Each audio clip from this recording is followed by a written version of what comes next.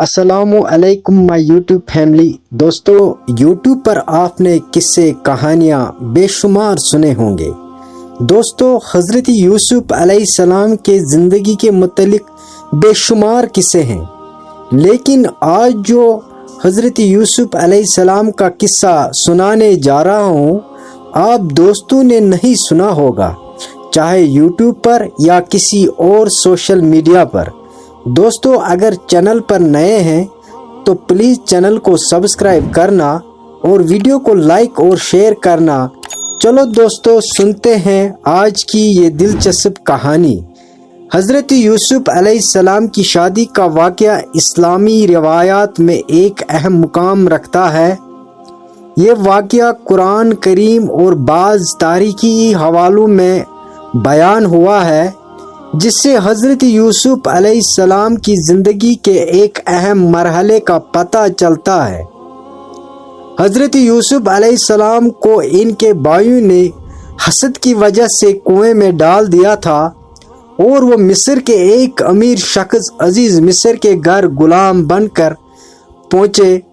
عزیز مصر کی بیوی، جنہیں روایت میں زلیخا کہا جاتا ہے، حضرت یوسف علیہ السلام کی خوبصورتی اور اعلیٰ کردار سے متاثر ہو گئیں اور ان پر فریقہ ہوئی۔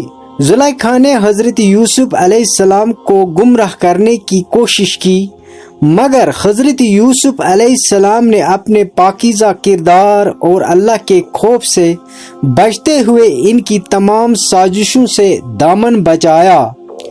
جب یہ معاملہ عزیز مصر کے علم میں آیا تو حضرت یوسف علیہ السلام کو قید میں ڈال دیا گیا۔ حضرت یوسف علیہ السلام نے قید خانے میں اللہ کے حکم سے خوابوں کی تعبیر بیان کرنے کا علم لوگوں تک پہنچایا۔ اسی علم کی وجہ سے بادشاہ مصر نے آپ کو بلایا اور آپ کو مصر کا خزانے کا نگران مقرر کر دیا۔ زلیخا، جو اب بوڑھی اور فقیر ہو چکی تھی، حضرت یوسف علیہ السلام کی سچائی اور اللہ کے فیصلے کو سمجھ چکی تھی۔